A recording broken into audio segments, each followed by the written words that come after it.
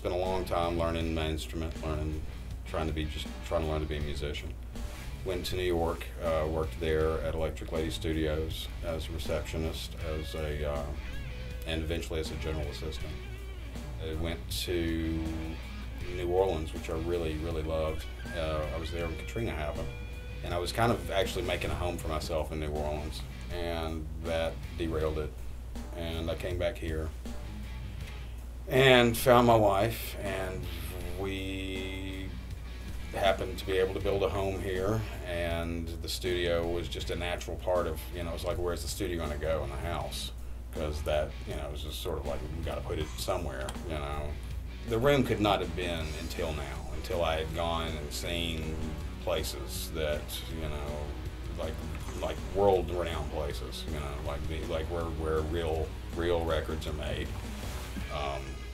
It's a reflection of my experience from having to, from going in the world and seeing what is really there, I'm very, very fortunate that I always knew what I wanted to do in my life, and I know that a lot of people don't.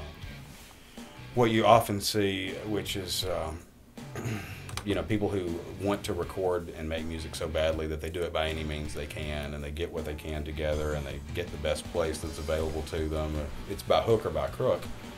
And I don't know, I just always love that. I love those sort of people who are just not going to let anything stop them from making music. And I think I am one of those people. And this was the eventual outcome of being one of those people, and also being quite fortunate too. And you talk about a purpose-driven life, when people are that driven by, this is what I'm for, this is what I do, I gladly sacrifice everything that I can, But I love those people for doing what they do. I love them for having the courage, to live the life of, here's what it's about and for.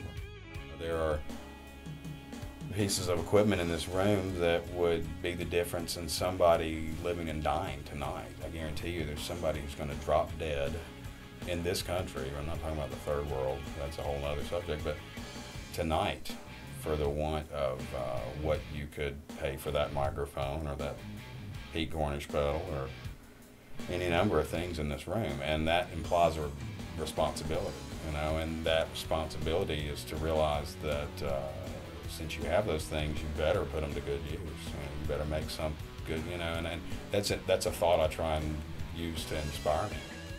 Most people would come here, and most people do come here, and they feel immediately like they're in a place that was made to be what it is.